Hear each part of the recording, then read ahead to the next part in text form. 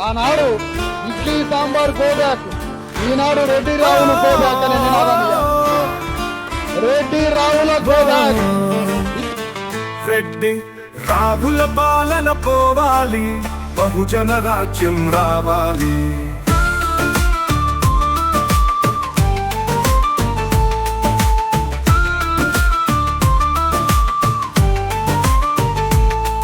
రెడ్డి రావుల పాలనలో తెలంగాణ రాష్ట్రం అప్పుల పాలవుతుందో, ప్రభుత్వ సంస్థలను ప్రభుత్వ భూములను అమ్మేది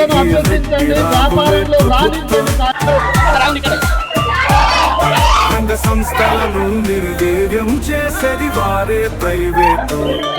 రంగ సంస్థల మార్గంలో ప్రోత్సహించేది వారే.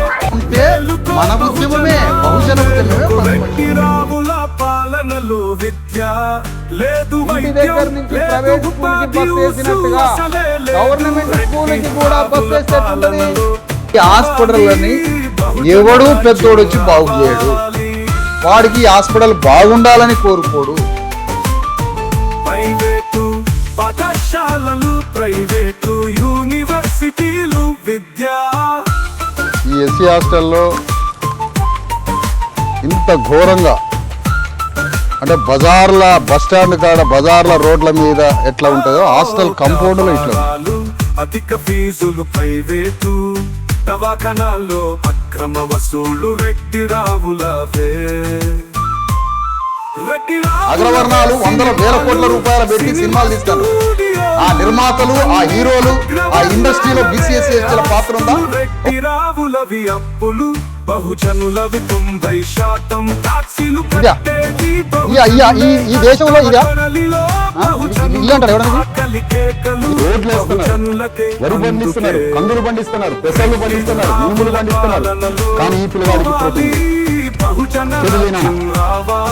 మీకు రాజ్యం అన్నం పెట్టట్లేదు నాన్న, ఈ రాజ్యం మనకు అన్నం పెట్టట్లే, ఈ రాజ్యం మనకి చదువు చెప్పట్లే. మరి నీ సెల్ ఫోన్లలో నీ ఆకలి గురించి, నీ బిడ్డల బడి గురించి, నీ హాస్పిటల్ గురించి, నీ చేతికి భూమి రావాలని పార్లమెంట్ లో ఎవడన్నా మాట్లాడిందా? నీ ఎంపీ, నీ ఎమ్మెల్యే ఎవడన్నా అసెంబ్లీలో మాట్లాడిందా? మనకి భూమి పెట్టేది, మనకి భూమినిచ్చేది, నీకు దవాఖాన ఇచ్చేది, నీ బిడ్డలకు బడి ఇచ్చేది ఎవరు?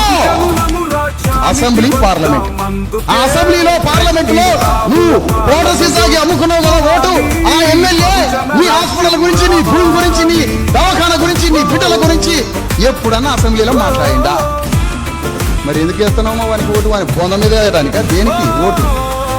దేనికి వేస్తున్నావు ఓటు? అసెంబ్లీని మనకు ఉపయోగపండి, గొల్లలకి, సాగలోళ్ళకి, మంగళోళ్ళకి, మాలోళ్ళకి, మాదిగోళ్ళకి, పద్మశాలకి, గౌళ్ళకి మనకి అసెంబ్లీలో ఉపయోగపండి. ఒక్క సంతకంతో భూమి మొత్తం పంచిపారేస్తాం తెలంగాణలో.